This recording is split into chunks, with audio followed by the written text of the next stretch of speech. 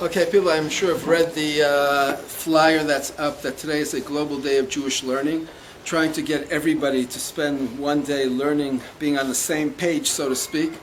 The topic for the global day is the Shema. Pardes felt that it would be more important, since we do learning all the time, to continue our regular learning.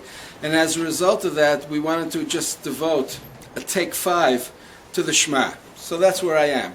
Okay, and I may make it a take 3 so that we don't keep people too late. The Shema is a topic that I've taught on numerous occasions, and I think I say every day. And basically what I'd like to say is the following. In many ways, the Shema is what we would call a pledge of allegiance. It's really an expression of our belief system, but at the same time, it's also a call to action. And there's much that could be said about the Shema. I just want to focus on 2 or 3 points. First point. In the Shema we say, Shema Yisrael, Hashem Elokeinu, Hashem Echad. Okay? Okay, hear, O Israel, the Lord our God, the Lord is one. Okay? And the question is, what does Echad mean? Okay, in many places it's translated as God is unique. In Hebrew, modern Hebrew, the word echad is usually associated with the concept of unity.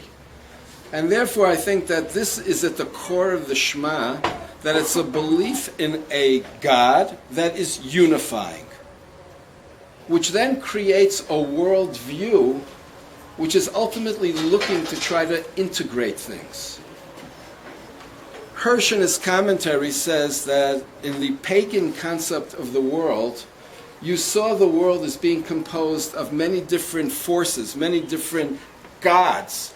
And we know this also from Greek mythology, that generally the image you have of the gods is they're constantly fighting with each other. And therefore the idea of Elohim in the plurality is something which reflects opposing forces which are always in conflict. So that one could say that the significance of a Jewish belief system is to see a world where things are not in conflict but actually in harmony. And to be looking towards a way of somehow unifying different elements. And that's reflected by the name of God, which is Hashem, which is actually transcendent, which goes beyond this world. That is somehow able to take the different things in this world and somehow enable them on another level to somehow come together. I would add that the way that we look at God is also the way perhaps we look at the world around us and how we interact with the world around us. To the degree to which you see gods constantly fighting with each other, that's how you also look at the world, which is a place where people are fighting with each other, where it's what you call dog eat dog. We could call it survival of the fittest. But if you actually see God as being ultimately this unifying factor, then the way that I relate to the world is to try to somehow find a way of bringing things together rather than dividing. And therefore this has to do with, first and foremost, to what degree is it that I aspire to be an integrated personality? To what degree is it that I try to somehow integrate myself as being part of a community? To what degree do I integrate my community as part of being part of the larger world around us? And therefore I want to just focus again on another point. We begin the Shema, after we say the opening line, we say, V'yahavta Hashem Elokecha b'chol levavcha u'b'chol nafshecha u'b'chol meodecha. Love God with all your heart, with all your soul, with all your might. There's a rabbinic comment which says, what does it mean to love God with all your heart? So it says, with your 2 hearts. Your good inclination, your evil inclination. Which is basically a way of recognizing that people have different sides to their personality. Some better, some not as good.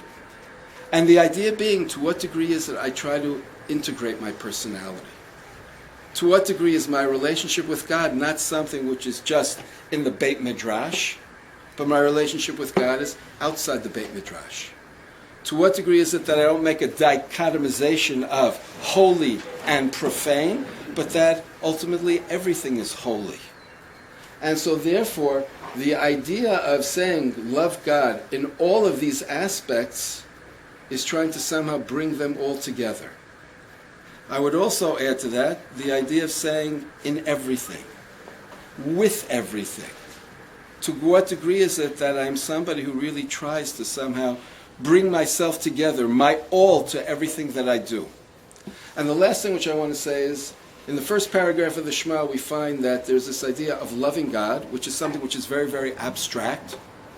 We then have the idea of Vishinantam Levanecha, which is study, which is taking something very abstract, which is love, and then trying to now express that. How do I express that? By studying, where studying could actually be part of this I-thou encounter. But then the next thing which you have is it talks about, and you should bind it on your hand. Okay, which is action.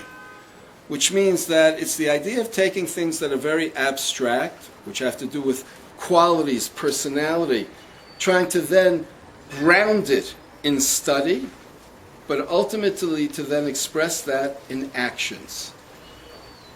And where it's not only a question of what I do myself, but maybe I also put the mezuzot on my door, which is looking to the world outside.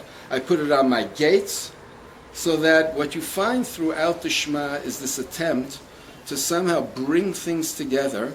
And I would leave it for the moment on the level of the personal, that something which we're doing here in Pardes is spending our whole time studying, but the idea is that somehow there should be this idea of finding that integration between, on the one hand, the study which is translated into action, and the two of them which ultimately create a certain type of personality, which goes far beyond the particular actions that we do. But a personality that is in relationship with God, is aspiring to be God-like, and what I would say is trying to somehow bring together all the different experiences that are around me. Thank you.